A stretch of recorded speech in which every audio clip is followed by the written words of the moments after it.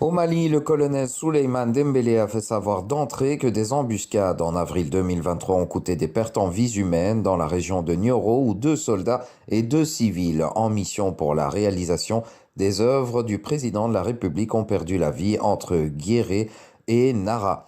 Selon lui, les attaques ont eu lieu dans le cercle de Dourou, région de Bandiagara, ainsi que des explosions et des tentatives à Massina le 22 avril 2023. Le colonel Dembélé a indiqué que l'attaque la plus meurtrière serait celle de Sévaré si elle avait réussi. Cette attaque, a-t-il laissé entendre, visait l'aéroport de Sévaré pour détruire l'arsenal militaire des forces de défense et de sécurité, surtout les avions. Lors de cette attaque, 32 terroristes ont été neutralisés, 3 pick-up détruits et 1 récupéré. Il dira que les FAMA ont perdu 2 hommes et 10 civils, donc avec 61 blessés.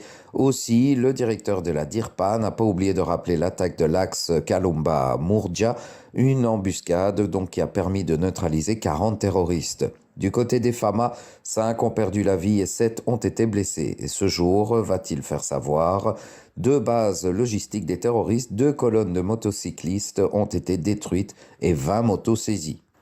Il n'a pas manqué d'évoquer le crash d'hélicoptère survenu dans un quartier de Bamako. Selon lui, il s'agissait d'une surveillance de la ville car des informations avaient été reçues d'éventuelles attaques dans la capitale et il a laissé entendre que dans le secteur de Tombouctou, il y a eu une grosse prise de l'armée chez les groupes terroristes où 200 motos, 17 tonnes de vivres, soit 889 motos saisies pendant le mois d'avril.